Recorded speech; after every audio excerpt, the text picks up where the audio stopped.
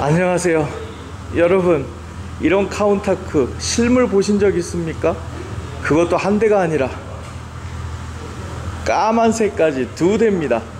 주행거리가 무려 100 몇십 킬로, 200 몇십 킬로짜리 거의 신차 수준으로 계속해서 보관되고 있었던 카운타크 25주년 애니버서리 모델, 오늘 자세히 보시겠습니다.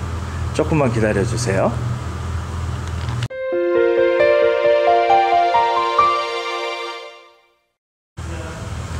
안녕하세요, 김조영입니다.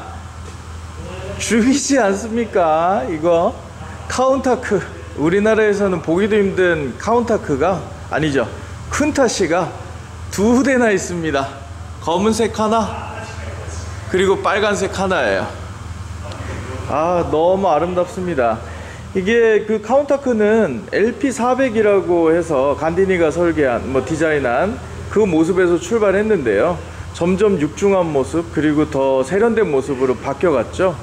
그리고 탄생한 지 25주년이 됐을 때 애니버서리 모델이 나오게 됩니다. 이게 어떻게 보면은 애니버서리 모델은 그 겉모습에서 일부 까울 같은 거, 이런 것들 더하고요, 스포일러 같은 거 더하고, 외장에서 치장을 너무 많이 했다고 해서 당시에는 욕도 먹고 했는데요.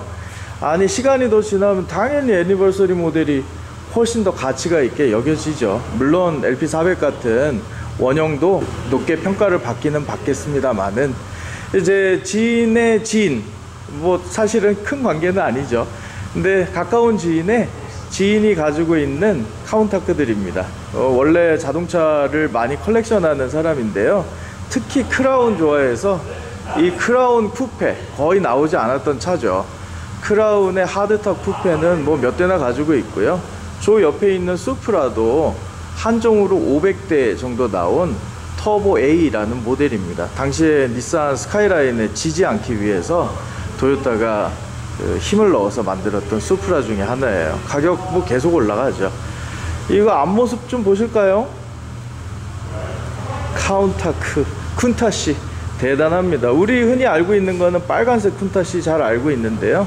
이렇게 검은색 쿤타시도 보고 있으면은 압도적인 느낌이 듭니다. 이 두 대가 가장 크게 다른 점은 뒤에 윙이 있고 없고 차인데요. 이 윙은 원래 그 25주년 기념차에는 없었고, QV에 전에 나왔던 QV의 윙을 가져다 달았다고 합니다. 저 25주년 기념차, 저것도 새 차로 샀고 요것도 전부 새 차로 샀다고 해요. 주행거리가 100 몇십 킬로, 200 몇십 킬로, 완전히 컬렉션용으로 구입을 해서 지금까지 잘 모셔만 두고 있다고 합니다. 시동은 거는데 시간이 조금 걸린대요. 이게 이제 매일매일 시동 걸고 이렇게 안 하면 오일이 다 내려가고 이러면서 또 기름도 내려가고 하면서 시동 걸리기는 참 어렵다고 합니다. 레플리카는 가끔 볼 수 있는데요. 이렇게 진짜 물건, 그것도 주행거리가 100 몇십 킬로, 200 몇십 킬로, 이런 것들은 정말 보기 힘듭니다. 자세히 저쪽 빨간색도 좀 보실까요?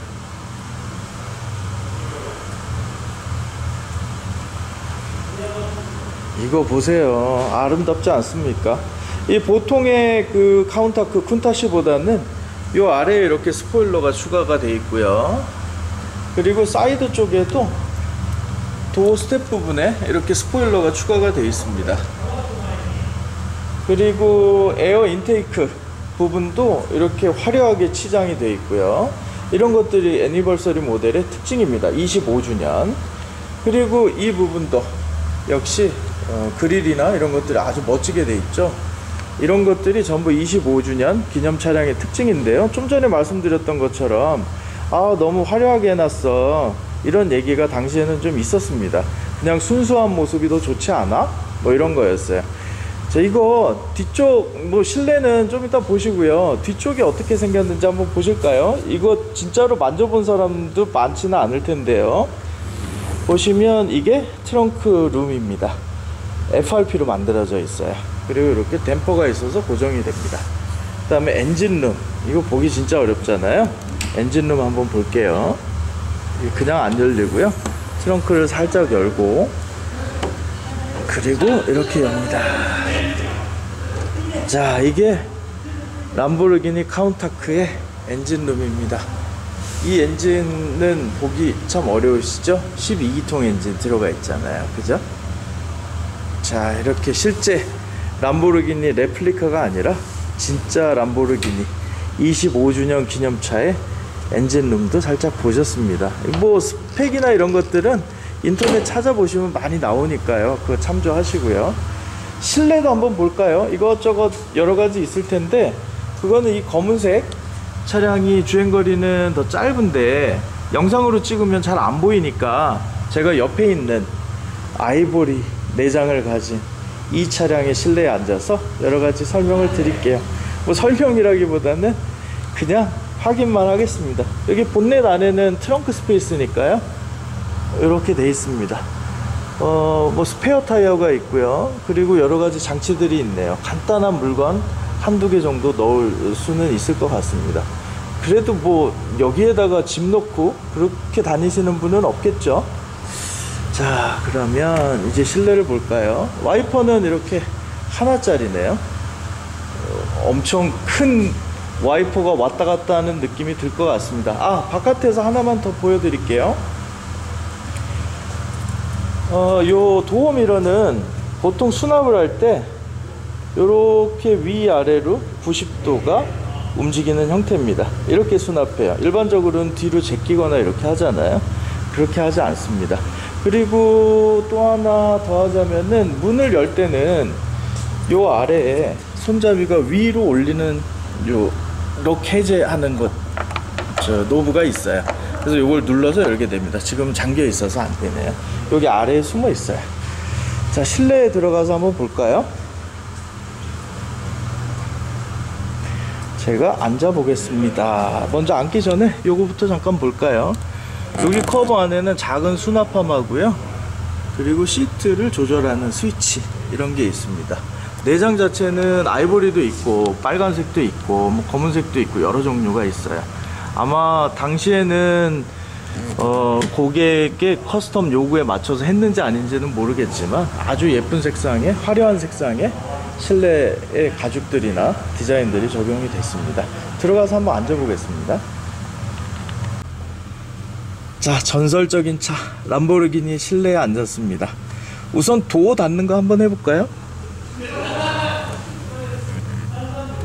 이렇게 내려서 닫습니다. 이런 걸 이제 시저 도어라고 부르잖아요. 그 갈매기 도어, 뭐 거링 도어 여러 가지 부르는데요. 거링 도어는 옆으로 해서 위로 열리는 거고요. 이렇게 위아래로 그냥 열리는 도어는, 돌아가면서 열리는 도어는 시저 도어 이렇게 부릅니다. 이건 이제 백미러 조절하는 스위치일 거고요. 계기판이 뭐 엄청 단순합니다. 그냥 네모난 박스 안에 여러 개의 계기가 있는 이런 형태예요. 그리고 핸들 디자인도 엄청 단순해요. 차체의 크기나 이런 것들에 비해서는 아주 작게 느껴집니다. 모모 핸들이나 당시에 나르디 핸들, 그런 디자인하고 거의 유사합니다. 통풍구나 이런 것들, 그 대시보드 상단의 디자인도 전부 그냥 직각입니다. 이런 식으로 직각이에요. 그리고 우리 보통 요즘 차들 보면 대시보드하고 사이드에 도어 트림하고 뭔가 연결되는 느낌이 들잖아요. 그런 거 전혀 없습니다. 저기 자세히 보시면 아시겠지만 스피커 그릴도 좀 가려지죠. 뭐 이런 것들이 어떻게 보면은 명확하게 처음부터 컨셉을 정해서 만든 게 아니고, 만들고 나서 보니까 저렇게 되는데 그래도 그냥 놔두자, 뭐 이렇게 되는 거죠. 그래도 용서되죠, 카운타크니까. 자, 요 아래도 이렇게 몇 가지 스위치들이나 계기판들이 있고요. 그리고 요 부분은 이게 통풍구인 것 같은데요. 아, 아니네요. 요 통풍구는 요 아래에 있고요. 요 위는 오디오가 들어가는 부분인데 지금 현재는 제거가 되어 있는 모양입니다. 그리고 그 아래는 윈도우 록 스위치하고 시가라이터 위치하고 있고요. 요 아래에는 공조 쪽에 관련된 여러 장비들이 있습니다. 쉬프트 레버는 이런 식으로 직관적으로 들어가게 되어 있고요. 여기 윈도우, 파워 윈도우 스위치가 존재하게 됩니다. 여기는 역시 옛날 사람들 당연히 빠질 수 없는 잿더리가 있어요. 자, 사이드 쪽 한번 돌려서 볼까요? 이런 느낌이 듭니다. 어떠세요? 그냥 뭐 나라도 만들 수 있겠다 이런 생각도 들 정도로 단순한 구조입니다. 위에 보시면 이 선바이저 같은 경우는 아주 간단하게 만들어져 있고요. 사이즈도 엄청 작습니다. 눈미러가 있기는 있는데요, 뒤는 거의 안 보입니다. 왜냐하면 뒤가 이렇게 생겼거든요. 이렇게 생겼어요. 보일 수가 없겠죠? 살짝 엔진룸 위에 있는 스페이스에 보일 수 있도록 이렇게 작은 윈도우가 있기는 있는데, 저 윈도우 가지고는 뭐 뒤가 제대로 보일 수가 없죠. 자, 그래서 룸미러는 이렇고, 사이드도 마찬가지예요. 저 조그만 그 사이드 미러, 도어 미러를 가지고 뒤쪽을 보는 게 거의 불가능하죠. 그래서 이게 뒤로 갈 때는 도어를 열고, 여기 있는 도어를 열고 몸을 이렇게 밖으로 빼서, 그래서 뒤를 보면서, 이렇게 뒤를 보면서 뒤로 후진을 하게 됩니다. 그게 이 차의 특징이고요. 아마 인터넷에서 그런 사진들 많이 보셨을 거예요. 참 대단합니다. 그냥 디자인만으로 보면 뭐 별스럽지 않은 디자인인 것 같지만, 당시에 이런 시저 도어를 만들고 엄청난 퍼포먼스와 미래지향적인 디자인까지 갖추고 있었던, 간디니가 디자인했던 그런 차였기 때문에 지금은 뭐 일반적으로 구입하려고 해도 상태 좋은 개체들을 거의 살 수가 없죠. 그리고 주행거리 100km, 200km 이런 것들은 보물이나 다름없습니다. 우리나라에도 아마 쿤타시, 카운타크를 좋아하시는 분들이 조금 계셔서 제가 알기로는 몇 대 정도는 한국에 입수가 돼서 창고에 잘 보관 중이라고 들었습니다. 근데 보통 사람들이 넘보기는 좀 어려운 가격이기는 한데요, 그래도 만약에 여유가 되시는 분들이라면 이런 차는 사실은 평생의 갑오처럼 간직하고 계셔도 손해가 전혀 없지 않나, 그런 생각도 듭니다. 어디에서 좋은 물건 있거나 이러시면은, 그리고 여유 되시고 상황이 되시고 이런 분들은 넘버가 있든 넘버가 없든 이런 차는 관계가 없어요. 국제적으로도 다시 판매가 가능하기도 하고요.